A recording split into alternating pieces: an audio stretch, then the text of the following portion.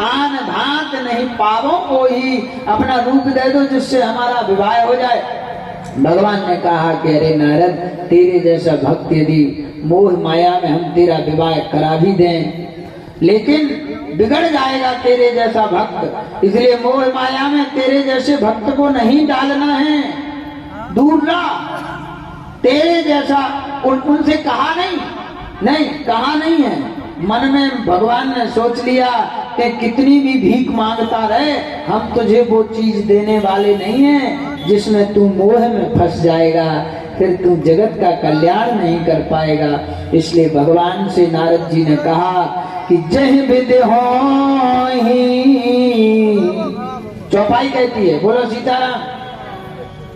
जह विद होहि नाथ हित मोरा, करहूं सुबेग दास में तोरा। जिस विधि से मेरा हित हो भगवान आप वैसा करो, नारद जी ने कहा। तो भगवान कहते हैं कि नारद, हित नहीं, अकेले हित नहीं, जिसमें तुम्हारा परम हित होगा हम वो काम करें, चिंता न करो। जह विद हुई है परम हित नारद, सुनहि तुम्हार, करब न हम सुइयान कछु। यदि भगवान ने हमें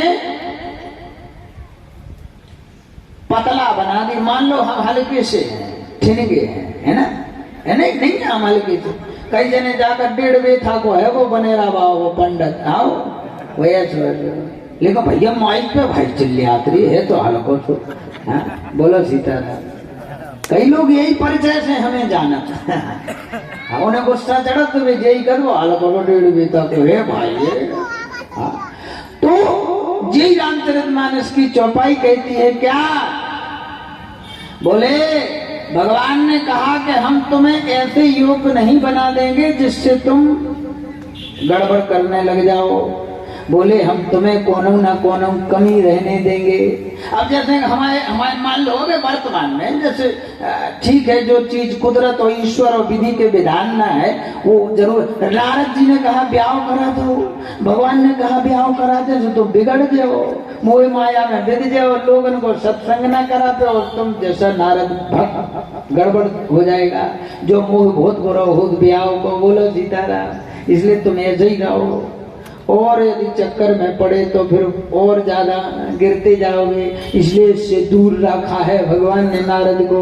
और बोले हम तुम्हें अपना रूप तो नहीं देंगे पर बंदरा बना दें, जो जगत में तुम्हारी हंसी हो फिर जो तुम अपने आप जंके तई लौट के आ जाओगे और हमारा भजन करोगे।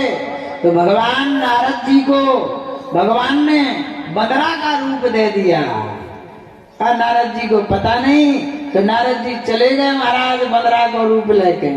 तो बंदरा का रूप लेके गए, विश्व मोहिनी के में करोड़ों हजारों राजकुमार बैठे हैं, तो नारद जी सबसे पहली लाइन में बैठ जाते हैं कि हमसे कोई बड़ा दूसरा सुंदर है नहीं, विष्णु भगवान ने हमें रूप दे दिया है अपना, अब हम ही सबसे सुंदर हैं, हमारा ही विवाह होगा।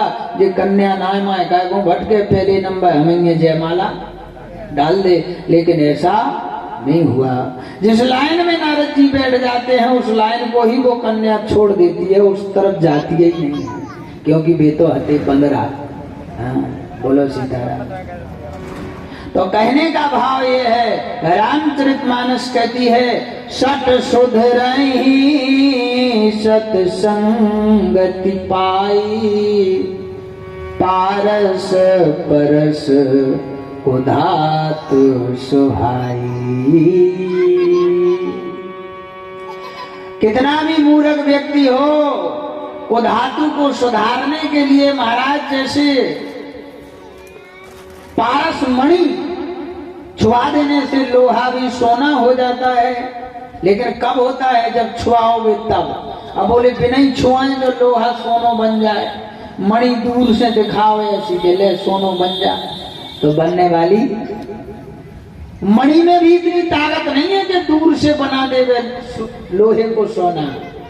उस मणि को भी तुम्हें छुआना पड़ेगा तब जाके वो लोहा सोना बन पाएगा।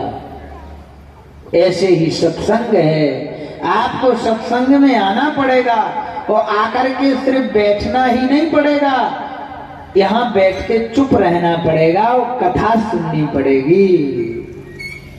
कई लोग इतने आके बातें करो वो शुरू कर दे, नाम आए दे वो शुरू कर दो, ऐसो काय नहीं भाव तो ऐसो काय नहीं है ठलवाई में खर्च कर दे, ऐसो होना चाहिए ऐसो करो, ये गाना हो गया था हम मंदा से चंदा मंदा नहीं हमारे तो ना जो बड़ी समस्याएं हैं। बोलो सीता।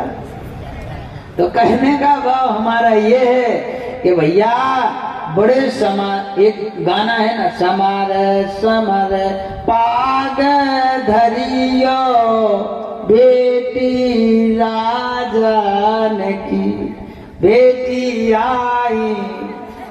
हाँ बोलो सीताराम। जो हंसी के लाने बोल दो वो क्यों महाराज जो कहाँ लिखो, अभी तो हंस नहीं लो आप लोगों ने, खूब आवा है। बोलो सीताराम। महाराज रामचरितमानस कहती है सत सुधरे ही सत संगति पाई, पारस परस कुधात सुहाई। तो मणि भी दूर से दिखाने पे लोहे को सोना नहीं बना सकती, उस मणि को आपको उस लोहे से टच करना पड़ेगा, छुआना पड़ेगा। ऐसे किसी अच्छे गुरु से आप सत्संग लीजिए जो आपको अच्छे मार्ग पे, आपके परिवार को, आपके बेटा बेटियों को अच्छे मार्ग पर चलाने को प्रेरित कर रहा हो। ऐसे गुरु का आश्रय लेकर के आप सत मार्ग पर चलने की कोशिश करिए। आज की कथा यहीं पर विराम, शाम को फिर कथा होगी क्योंकि स्कूल भी खुल गए, आचार संहिता है ना। और ठीक है 2 घंटा कथा भी हो गई।